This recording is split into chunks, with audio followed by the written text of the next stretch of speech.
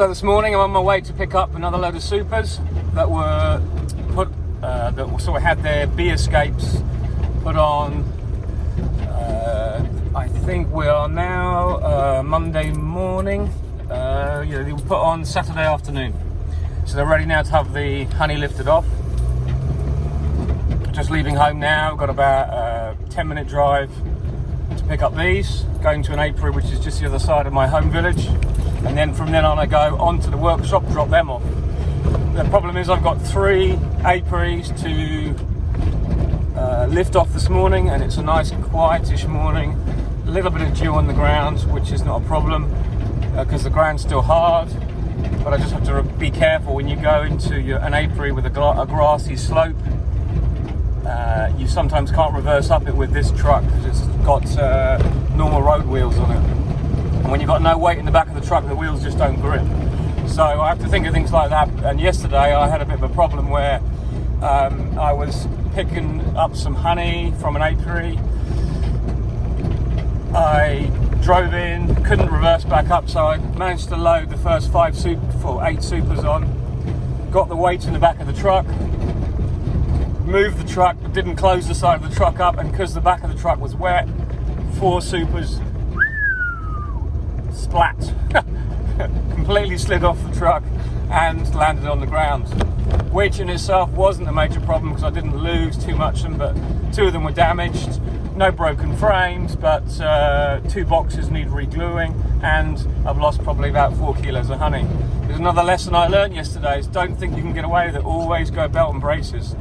But as I said, when I got the weight in the back of the truck, it was fine, I could actually reverse up the slope. But where I'm going now, all these apiaries are flat, and there's no problems with access. That's one of the biggest problems I have in the winter time, is access to apiaries, because it obviously rains here a lot and the ground is very shallow here. Generally where I am in this area in France, we have a lot of stony soil, and then the ground is also quite clayey as well. So in the summer it's bone dry and rock hard. In the winter it is like a floodplain most of the time, and that's some of the reasons why we have problems with everything being too wet in the winter, especially last year where we had hardly any dry periods. So when I get there, I'll pick this first load up. It's about 11 supers, not a very big apiary, but it was one that had huge winter losses last year, but I've recovered and most of it is now good. They're all good queens that will hopefully have a winter well. I may consider moving the bees out of this apiary this winter anyway, because it's a little bit exposed, so that's another thing I've got time to do this year, is be more organised with that kind of thing, But I'm nearly there. I've got these 3 apiaries to pull this morning, which will take me a couple of hours. Then back to the workshop. I'm not sure what I'm going to do after that. I'm probably just going to go back home because my boys are on their own at the moment, even though they're a little bit older. I've got to make sure they've got everything organised for the day, and then I'll be off out again, probably going back to bees, because the other thing I've got to do is I found yesterday when I was putting the bee escapes on, well actually the day before, that some of these colonies are so empty of food because we've got a dearth on now, and I actually want to go back in the same day I pulled off the honey. And even me saying that is wrong, because actually as soon as I put that bee escape on, they were taken away from their honey 2 days ago, and that's why I want to go back in this afternoon and give them some feed, because they are absolutely bone dry, and it means I get my treatments in. I mean, they're like 2/3 way through August and my treatment should be in by now, because now we are breeding Varroa. When that queen slows down her laying, which she's doing now after the nectar flow, and that brood is still there, we've got loads and loads of brood in the colonies, and the Varroa are just exploding now. We did some mite monitoring on some of our bottom boards. I mean, within 1 day of putting our Apiaries strips in, we're getting 150, 200 mite drop, which is frighteningly high. Well, not on all our apiaries, but some, and it's way too high. So we're gonna as soon as I've got my honey done, I'm going to go around and treat everything with oxalic acid. Even if it's a one-off treatment, it's going to still help get that numbers down. I'm hoping that I can keep the momentum up and keep it reducing and reducing and reducing, because I want 0 mites in autumn while the new bees are being made for next year. So that's the challenge. I'm kind of throwing down the gauntlet to myself and doing what I can to just have better bees for next year. Not that I weren't happy with my bees this year. The bees that I did have that overwintered well were strong, and they've given me a good honey crop. You know, we're now on to slightly more than I had last year, and I'm absolutely delighted about that. I can't believe that. So I've got the confidence now to get everything good. I've got no excuses at all. Just got to get my act together and make sure that everything is put to bed as well as it can be, and constant monitoring over the winter, and enhancing the apiaries, and making things better and better and better, because there's loads I can do. I was having a chat at the workshop yesterday with my colleague, and we've agreed there's like so much to be done over the winter that there is no time free, you know. Just excitement tinged with a bit of anticipation of how we're going to get everything done.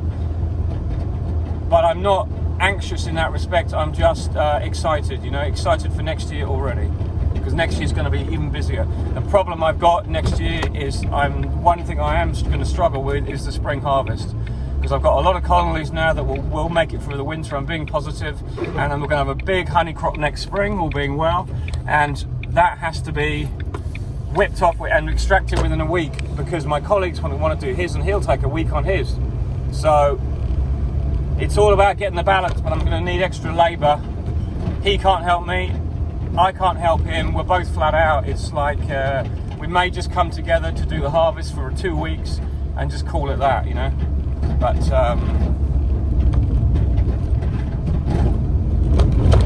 we shall see. So get this little bit of honey out, load this on, and off we go to the next one. So that's these loaded, pulled off, dead easy, not many bees. There's the hives, all ready to have their bee escapes taken off now and the treatment's put in. And so I'll hopefully do that this afternoon. But just to say, there may not be many supers, but they're all full. You can see that there's probably over 120 kilos here. So that's well worth having. They're all beautiful frames. Can't even get one out. They're so packed, so tight in. You can see where you've had the plastic on, they even build up around the plastic cover, which is great. So you just peel it off, it's brilliant. So let's get these to the workshop and then we're on to the next load. Back at the workshop where I've got these trolleys ready to receive the honey. These probably won't be enough, but I'll hopefully get most of this on that first one. So unload this, get this on. Honey comes in here, and from there it basically stays on these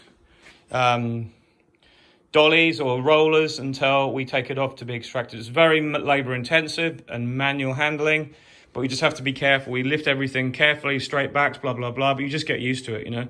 It's like everything else. There comes a time where you'd love to have a forklift truck to actually load it off the truck, but how do you get it on the pallet in the first place? You know, that's a high lift, so you've got to limit what you're lifting to that height. It's all things to consider. There's so many ways. I thought about getting an easy loader for my truck, but is it really worth, you know, for the 15 grand? Because then it's going to limit the weight I can take. Yes, it probably is, but then I'll have to adjust all my apiaries, and everything else goes with it. It's not just one thing, it affects everything. So let's get these unloaded before the bees find these. Oh, look, there's an Asian hornet here, look, see? So they are around, there's a few. Hardly any this year though, thankfully.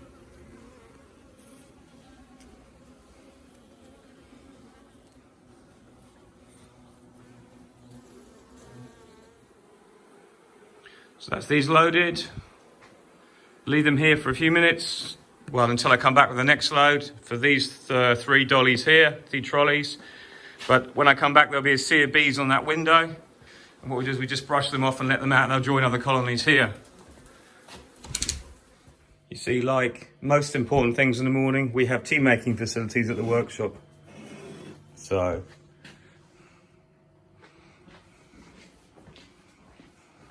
There's some more yesterday that I pulled. That's waiting to be extracted. It's all a bit of a mess. We're coming to the end of the extraction process. There's wax everywhere waiting to be melted down. There's honey, there's wasps everywhere. We've done our best to contain them, but they're still getting in from somewhere. So all we can do is just keep on, heads down, and have a nice cup of tea.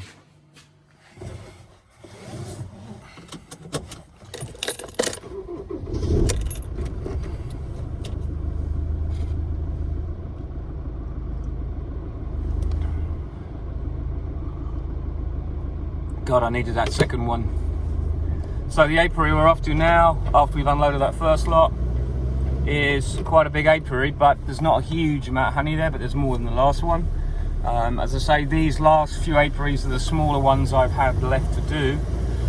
Now this apiary is in the middle of what I call chestnut land. It's like hundreds or thousands of chestnut trees around it. In some years it can be absolutely amazing. You could put 50, 60, 80, maybe 100 hives there in some years and have no difference in the honey for each hive. I mean, the capacity is huge. This year we had bad weather for the second week of the flow, so there wasn't a lot of chestnut. And actually this apiary has probably done less well than others because there's less stuff around.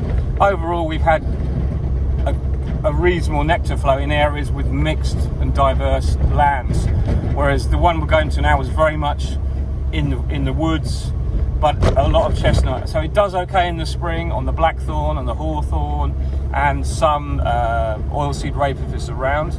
Some years I've had amazing harvest there, other years I've had hardly anything, but also that depends on the bees a lot and how cold it is and whether your bees are ready to profit from the oilseed rape, which every year seems to come earlier and earlier. But so where we're going now is that it's sort of a really good place, but also this is the place where I know they're really, really dry. So I've got to get in there later this afternoon and feed them, and at least replace some of the food I've taken away from them. There is good ivy there, so they will do well in the autumn. I'm pretty sure by the way things are looking at the moment we will have a good ivy flow, but obviously, as I said, nothing's in the barrel till it's in the barrel. That's the expression, same as don't count your chickens before they're hatched in beekeeping. Nothing is a done thing. So let's get there and load that lot up. The other thing I was going to say was I had to offload that lot, even though it wasn't, was it 12 supers? I had to offload that because I didn't want to leave that on the truck while I drove into this apiary, because there's enough honey in there to get all those bees worked up very, very quickly. When I go to this apiary, I'll be able to start with nothing, and hopefully by the time I finish it won't be too bad. And then on the way back I've got another 6 supers to collect from another apiary which is a little bit further out, but that won't be a problem because there is room on the truck, and there's only, well, it'll only take me like 10 minutes to the apiary from fresh, literally 10 minutes. So it's good. Let's get there and get this lot loaded up. It's one of the beauties of this apiary, even though it's remoteness, is you can get your truck right in to where you need to be for certain times of the year. So I did show you last year, I think, offloading supers from here. But there's a bit of honey here. It's going to take me a good 20 minutes to offload all this, and the bees are going to be all over it when I finish, I imagine. But that's what it is, you know. They are bringing in pollen. I don't quite know where that's from. I don't think it's the ivy just yet. Some other hives over there as well. So there's honey to take off here. But at least I can lift all this off and hopefully not have too much grief from the bees if I work quickly and quietly. So I'll be in and out fairly quick. But at least I can get most of these hives off quickly without any hassle. You can see this is chestnut land. Every tree around here is virtually chestnut. So that's why it's so good in the summer. But, you know, all apiaries are mixed. They are good and bad. So let's get this done. Well, that's that lot loaded, and I'm glad to get the hell out of it. I'm going to go straight home with this, straight to the workshop, because it's too much to unload. Otherwise, there's a lot of honey, there's a lot of half supers there, so.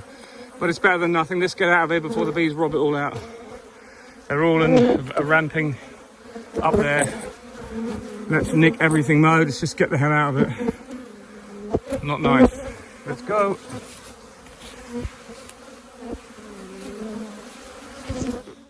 So that's the second lot all unloaded. I'm at my third apiary now, just down this little corner here. And I'm at a disused dump in one of my local communes. So this was a dump where they used to dump inert waste. Now it's been leveled and is basically a wildlife area really, even though they've just used it recently again to dump a load of extra gravels and soils and stuff like that. But it didn't really affect me other than the fact that I couldn't get into the place really that well for a few weeks. So I kind of lost a bit of emphasis on this place. But now I've restocked it and it's all back in, up and running. But I didn't get much honey from it because I didn't really have much time to rejuvenate it after winter losses. I had winter losses here as well. Although it does need a bit of a tidy up, the entranceway. I keep it kind of low key like everyone else does. This is it here. I've got some honey to take off, not a lot. There's about 4 supers, I think 5 supers, but it's a lovely little apiary. It really is in the middle of nowhere, and it's amazing for spring honey, this apiary. It's so full of all the early gorse. You can see right in front of me here, there's just some here, but this is full of it. You've got early gorse, you've got blackthorn, you've got hawthorn, and in the summer there is chestnut not too far away. So this apiary is now all, basically, except one space there, it's completely full. And I'm hoping it will give me a really good amount of honey next year. I'm actually glad I just unloaded my last load of supers because there's a lot of very strong colonies here. Even though they don't seem to be doing much now, all these boxes are full of bees. So I'm going to take off these supers, and that's this apiary done, and I'll probably come back here this afternoon. But all these hives in the background, they've all been fed already, so there's only a couple here that might need fed, but they all need treatments, so they've got to be done. So let's get this done, and then that's another thing out the way and finished. You can see the bees here, look, they know they've lost their honey. Trying to get in that crack there, look, but they're not getting into it, they're just trying to get, they can smell it, but they can't get to it, so. Take these off and then get out of here because there's going to be mayhem if I don't get out quickly. But I say this is a lovely place. But anyway, that's the 3 apiaries done that I put clearer boards under now. I'm nearly up straight. I've got one more big one to do, which has got a lot of honey in, so I'm pleased about that, and that will really finish me off well for the year.